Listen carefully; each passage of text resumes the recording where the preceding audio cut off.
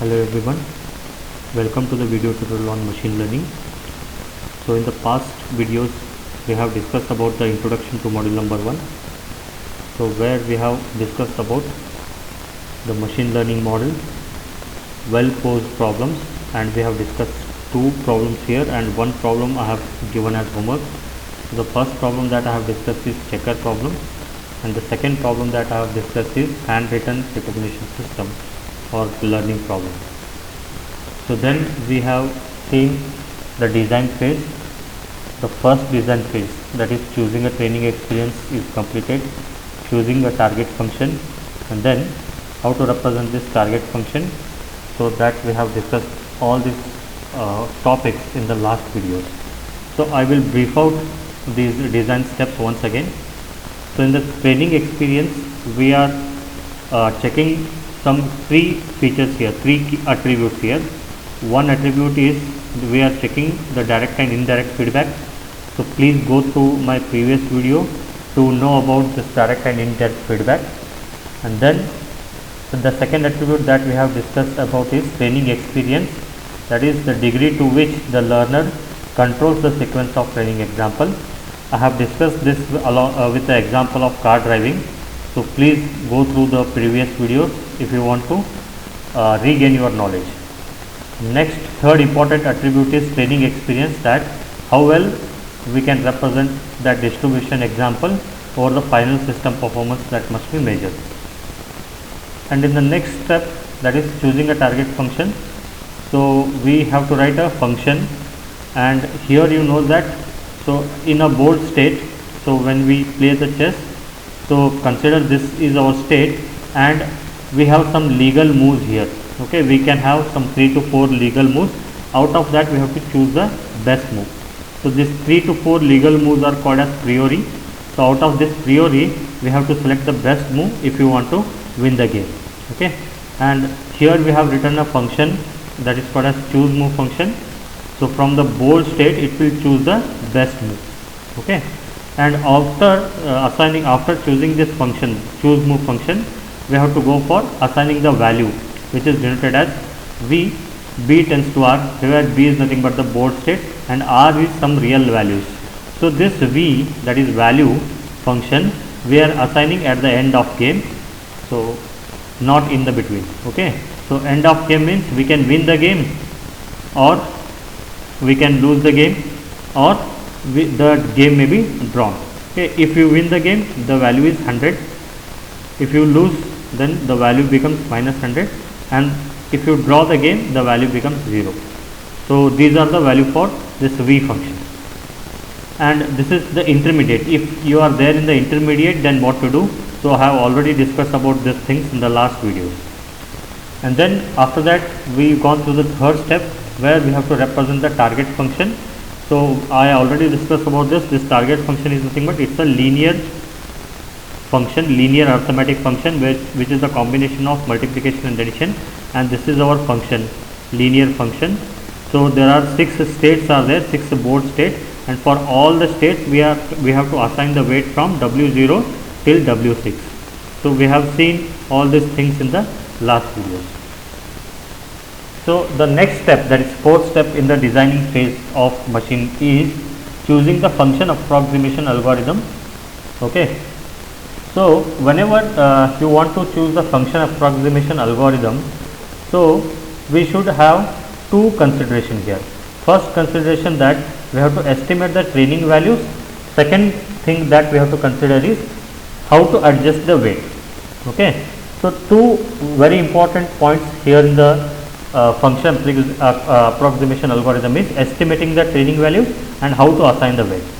So suppose for example, in order to set this function, or in order to learn this function, so we require one more thing here, that is v train of b for b. So what is v train of b? I will tell you later.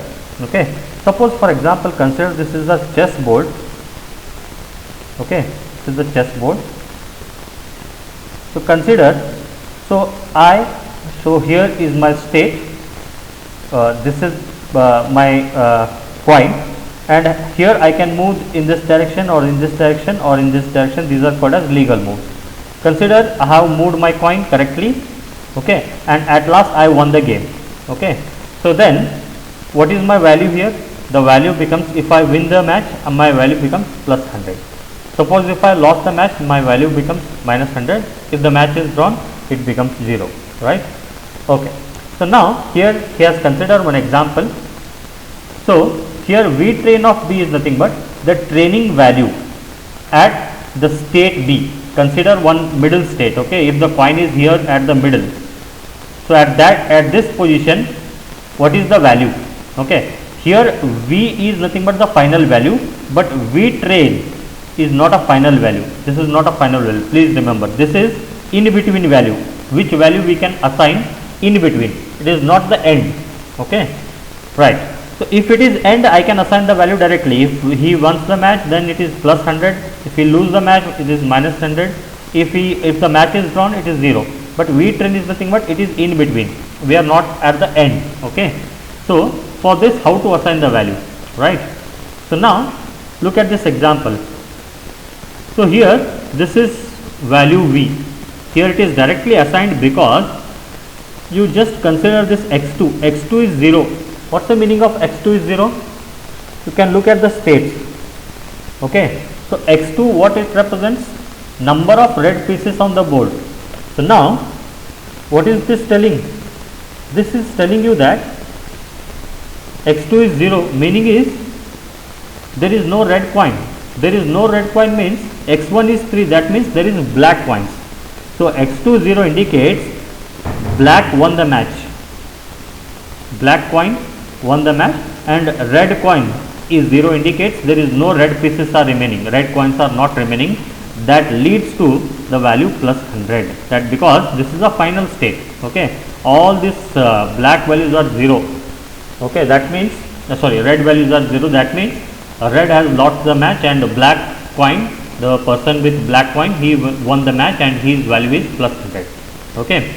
Now what's our very important thing here is, suppose if consider if I am there in the middle state, I am not reaching the final state, I am somewhere near, okay, in the middle state of the chessboard. Okay. So now you have to tell me, can I assign the value for this? At the end we can assign, but at the middle can I assign the value? That is called as estimating the training value.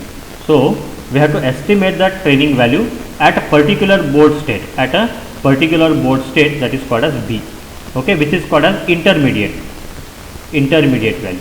Okay, we can call it as intermediate, right? So at this state can we assign the value? So that is called as estimating the training example. So now can look at this.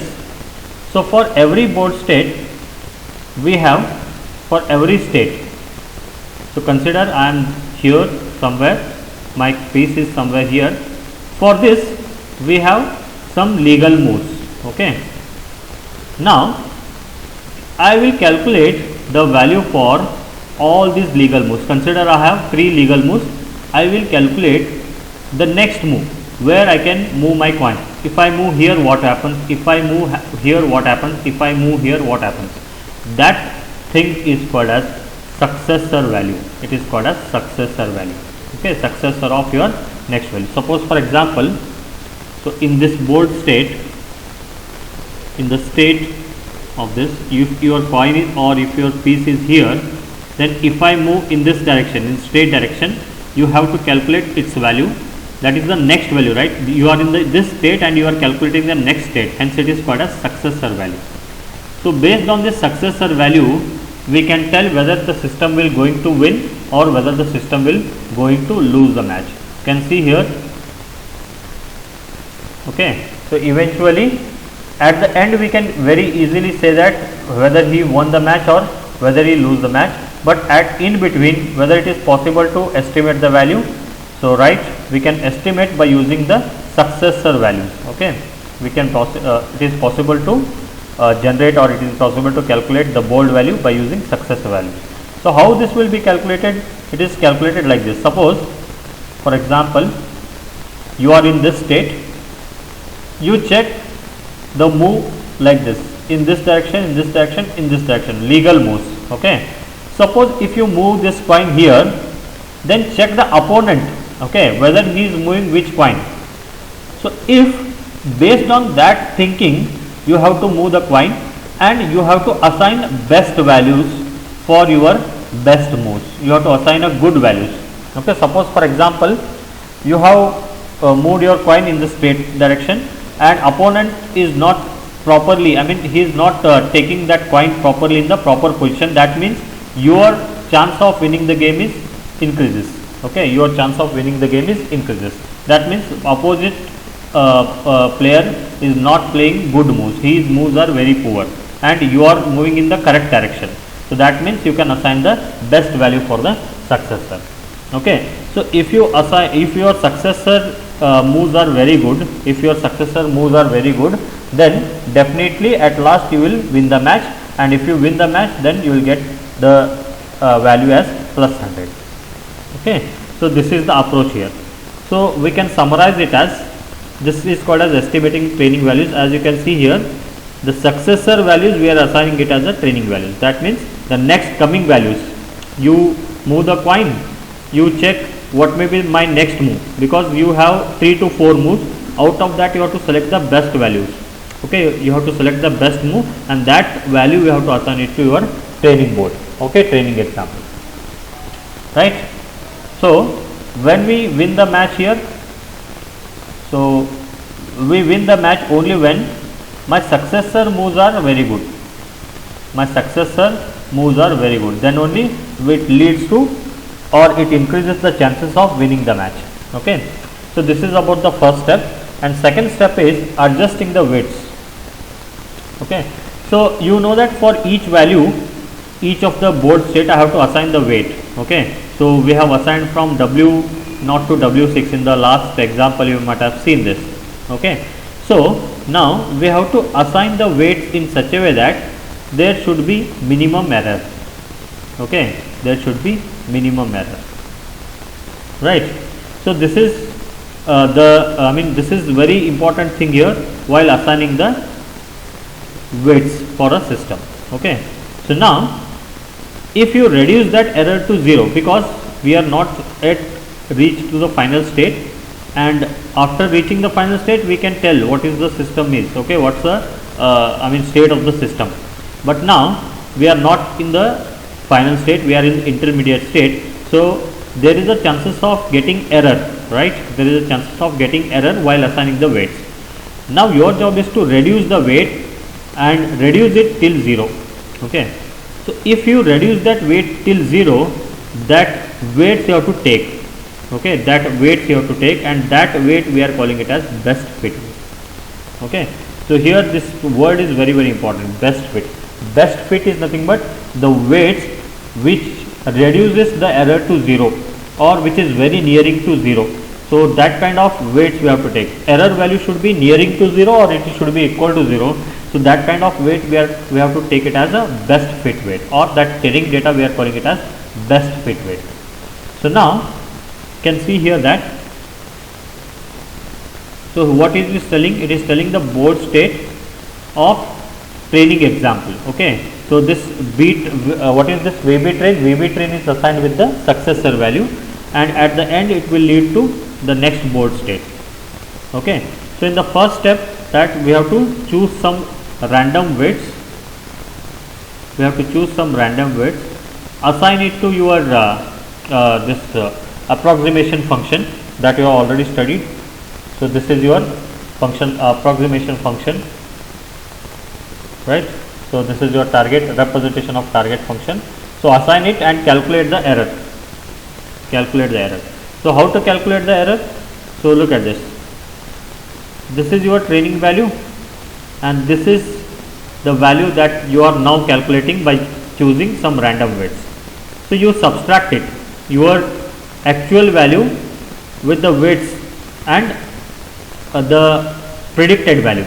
If the actual value minus predicted value, if it is very much high, that means there is more error. You have to try to reduce this. Okay, V train B minus V cap of B, you try to reduce it, and you have to aim towards 0. Okay, this value should be 0, because 0 square means 0.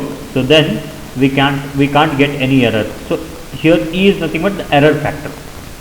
Okay, so you have to try to reduce this value, V train of B minus V cap of B. This value should be reduced. Okay, so how to predict this, or how to adjust this weights? We have some certain algorithm, but the very popular algorithm to adjust the weight, okay, is called as LMS algorithm. So, or LMS training rule. LMS is nothing but least mean square error. Least mean square. Okay, least mean square. This LMS is used to update the weight. That means if error is more, then we have to update the weight, and to update the weight we have to apply one algorithm. That algorithm here we are considering it as LMS algorithm.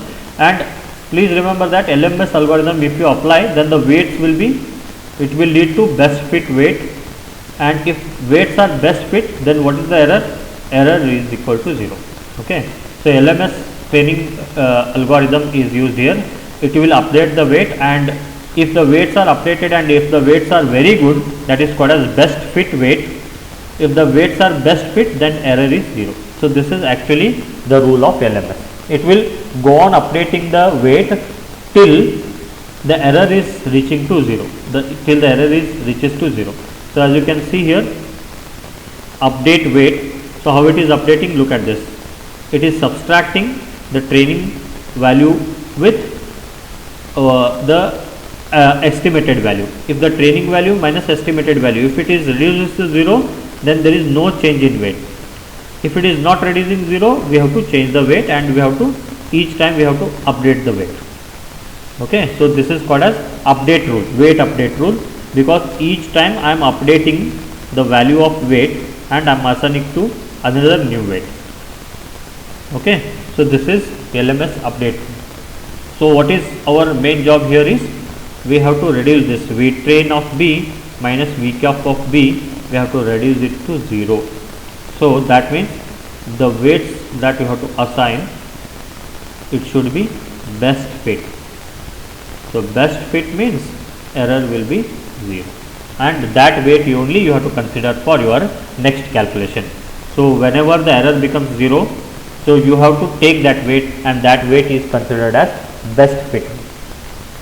So this is about the fourth step in the design process, that is choosing function approximation algorithm. So please go through the video once again, watch this video, and please read the PPT also, which has been shared in the Google Classroom. Thank you.